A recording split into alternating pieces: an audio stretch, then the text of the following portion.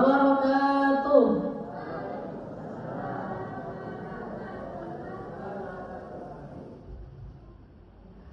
Alhamdulillah, alhamdulillahilladzi waffaqana li tariqil huda war rasyad, faj'alna fi darid da'wati wal irsyad. Wassalatu wassalamu ala sayyidina Muhammadin qudwatina fi da'wati wal irsyad, wa ala alihi wa sahbihi alladhina jahadu fi da'wati wal irsyad, fafazu fid dunya wal ma'ad. Wa ba'd.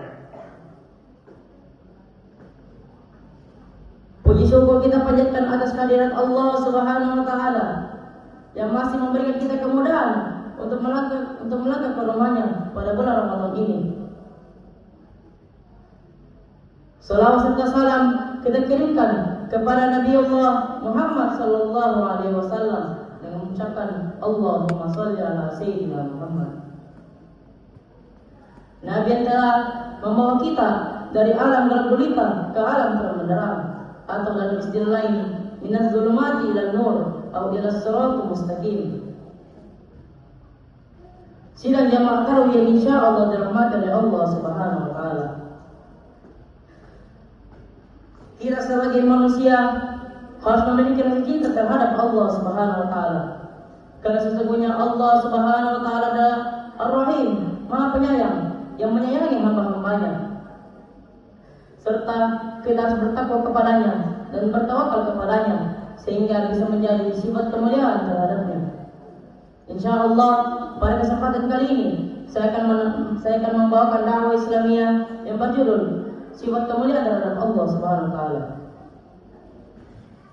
Sidang jamaah tarawih insyaallah dirahmati oleh Allah Subhanahu wa taala. Yang pertama adalah menaati perintahnya atau bertakwa. Pada bulan Ramadan ini kita harus bertakwa kepada Allah Subhanahu wa taala yang terbagi menjadi dua macam. Yang pertama adalah salat. Allah Subhanahu wa taala berfirman, "Innas salata kanat 'alal mu'minina imama, innas salata kanat 'alal mu'minina kitaban mawquta." Yang artinya, sesungguhnya salat merupakan fardu yang waktunya telah ditentukan oleh orang-orang yang mukmin. Nah, apakah salat hanya sekedar kegiatan yang kita lakukan ataupun untuk menyembah Allah Subhanahu wa taala? Allah Subhanahu wa taala berfirman, "Innani Allahu la ilaha illa ana fa'budni wa aqimis salata li dzikri." Yang artinya, sesungguhnya aku adalah Allah, tiada Tuhan selain aku. Maka sembahlah aku dan tegakkanlah salat untuk mengingatku. Surah Taha ayat 14. Dalam ayat ini menjelaskan bahwasanya salat bukan hanya sekadar kegiatan ataupun sekadar menyembah Allah Subhanahu wa taala, tapi juga untuk mengingatnya agar kita tetap jauh dari kegiatan maksiat. Adapun hadis Rasulullah sallallahu alaihi wasallam yang dimana beliau bersabda, "As-salatu imaduddin, faman aqamaha faqad aqamad-din, faman tarakaha faqad hadamad-din." Yang artinya, salat merupakan agama. Barang siapa yang melaksanakannya, berarti dia telah menegakkan agama. Dan barang siapa yang telah meninggalkannya, berarti dia telah meruntuhkan agama. Hadis riwayat Al-Baihaqi. Dalam hadis ini menjelaskan bahwasanya apabila kita tidak melaksanakan sholat, maka bisa jadi amalan-amalan kita akan hancur. Baik itu amalan puasa kita, zakat maupun umrah haji kita jika kita mampu. Yang kedua adalah berpuasa. Allah Subhanahu wa taala berfirman pada surah Al-Baqarah ayat 183 yang berbunyi, "Ya ayyuhalladzina amanu," wahai orang-orang beriman. Jemaah sekalian, Allah Subhanahu wa taala sedang memanggil kita, "Ya ayyuhalladzina amanu," wahai orang-orang beriman. Untuk apa? Kutiba alaikumus shiyam, telah diwajibkan atasmu untuk berpuasa. Kama kutiba alal ladzina min qablikum la'allakum tattaqun. Sebagaimana diwajibkan atas orang-orang sebelum kamu agar kamu bertakwa. Dalam ayat ini menjelaskan bahwasanya sebelum adanya puasa Ramadan sudah ada puasa-puasa sebelum itu. Contohnya, puasa Daud yang dilaksanakan secara sering-sering.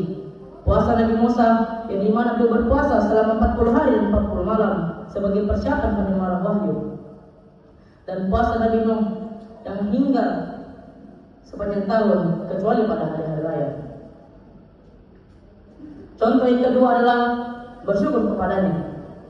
Allah Subhanahu wa taala berfirman, "Fazkuruni azkurkum washkuruli wa la takfurun." Yang artinya, maka ingatlah aku pun ingat kepadamu.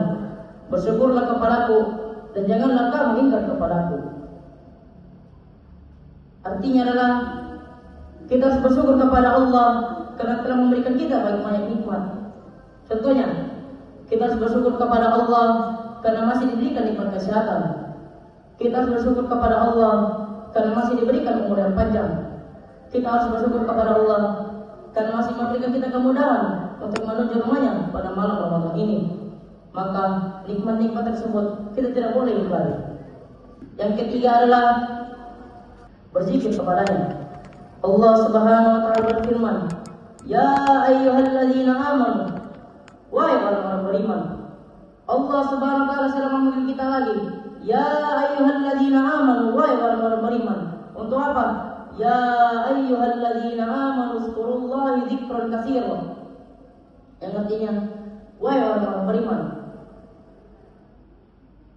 ingatlah Allah dengan zikir sebanyak-banyaknya. Surah Al-Ahzab ayat 41. Adapun hadis Rasulullah sallallahu alaihi wasallam yang dimana bersabda, "Fa inna Allah harrama 'alan nari man qala la ilaha illallah yabtaghi bidzalika wajha Allah." Yang artinya, sesungguhnya Allah mengharamkan atasnya neraka bagi siapa yang berkata la ilaha illallah dengan yang berharap wajah Allah. Hadis riwayat Muslim. Muncullah sebuah pertanyaan, mengapa bukan zikir tasbih ataupun zikir takbir ataupun zikir hamdalah? Maka jawaban terletak pada hadis yang berbunyi, "Afdhaluz zikru fa'lam annahu la ilaha illallah." Zikir yang paling utama adalah la ilaha illallah. Sidang jemaah tarawih insyaallah dirahmati oleh Allah Subhanahu wa taala. Kesimpulan yang dapat saya berikan adalah pada bulan Ramadan ini, marilah kita bertakwa kepada Allah dan menaati segala perintah-perintahnya dan juga bersyukur kepadanya, dan janganlah kita mengingkari nikmat-nikmatnya, dan juga berzikir kepadanya dengan sebaik-baiknya zikir, apalagi pada bulan Ramadan ini. Mungkin hal ini dapat saya sampaikan, kurang dan lebih yang mohon dimaafkan. Jika ada kayu yang patah, jangan simpan dalam laci. Jika ada kata-kata yang salah, jangan simpan dalam hati.